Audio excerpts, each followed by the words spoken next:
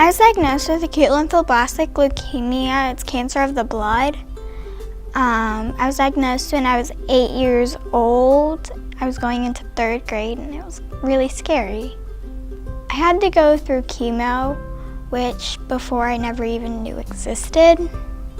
In early August of 2010, Kaylee had been having some leg pain. I took her to the doctor. She had been playing on the slip and slide with her cousins, and I thought she had just injured herself. At that time, now that I look back, she really wasn't herself, probably the whole summer.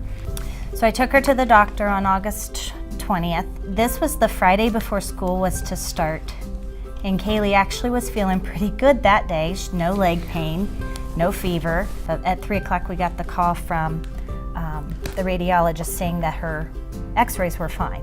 And then 5 o'clock, just after 5, got the call from, it was actually the nurse practitioner that saw her that day. And I could tell by her voice that she was emotional, was crying.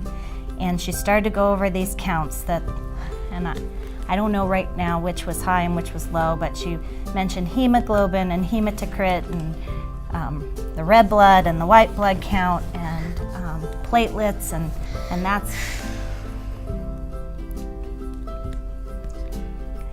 when I heard the words no parent wants to hear, that they're cancer cells. I was injured on the 6th and then diagnosed on the 10th of October 2012. Non-Hodgkin's B-cell lymphoma. My husband and I left the morning of October the 6th to go to Cancun, and our phones were tucked away and dead pretty much most of the day. And when we got our phones out, there were 911 messages that Jason had been hurt in a football game. They had suspected that Jason had a ruptured spleen.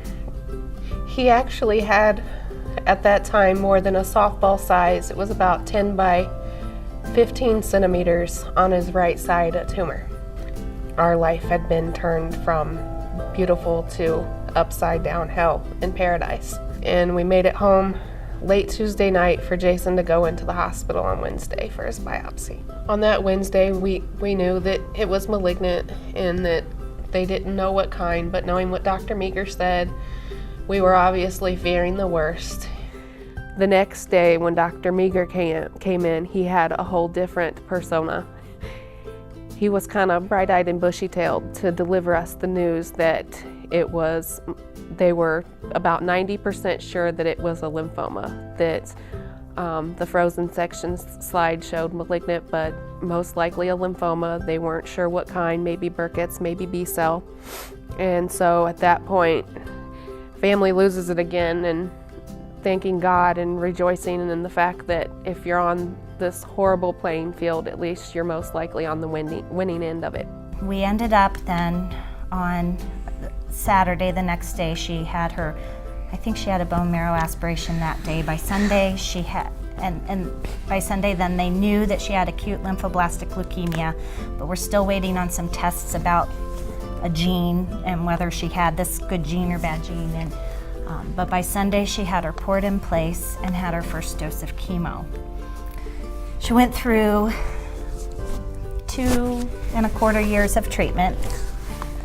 During that time, she lost her hair twice and had a stroke-like seizure due to toxicity from one of the chemotherapy medications, but considerably did well. And she took her last dose of chemo, infused chemo, October 9th of 2012, and her last oral chemo, October 30th of 2012. And so she has been chemo-free and cancer-free for 7 months now. Kaylee really was amazing through all of that. I don't even think she cried. I couldn't play soccer, basketball, lots of other sports. I was with her, playing with her, and then she couldn't do all those games with us when she diagnosed with cancer, and I was really sad because I wanted her to play at the park with me and Carrie and to do all those sports, but she couldn't do all those fun stuff when she had cancer. I remember a lot of crying and sadness, and when she left, we were like begging on her to not go. It was really scary. I was like really nervous. I just wanted to know what's going on. I wanted to hope and see if Kaylee was all right, but she had to get pricked, and I was really scared about that part. We were ready and willing and eager to fight. So the city of Bellbrook and mom, dad, stepdad, stepbrother, grandmas, grandpas, and every family member, friend, and citizen of Bellbrook and all friends gathered on Sunday at the high school, and we had a huge send-off, birthday wishes for Jason at the high school in the auditorium. So we wanted him to go into that treatment feeling loved and supported. I mean, it didn't really faze me, just it was all just a shock to me because I had no symptoms or anything like that. The things I missed most when I had the treatment was missing the football games and being at the practices and all that good stuff. January 9th was the last day of his inpatient treatment. I have been affiliated or have worked with the Leukemia and Lymphoma Society for, it was probably about 5 years before Kaylee's diagnosis. Would I ever have thought that I would be sitting on the other side of the table? And we were sitting on the other side of the table that winter then to share our story. I knew that the Leukemia and Lymphoma Society did great things for kids and adults with blood cancers. And we are so grateful with all that the Leukemia and Lymphoma Society does to help fund research and so that they can find better cures, easier treatments on these adults and children.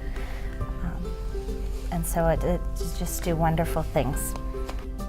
I, on behalf of Jason and our family particularly, would love to thank each and every one of the candidates, male and female, for all their hard work and dedication.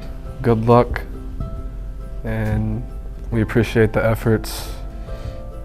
Thank you for doing this. It's meant so much to me that you want to help others and raise money for this wonderful cause. It just makes me so happy to know that you guys want to help.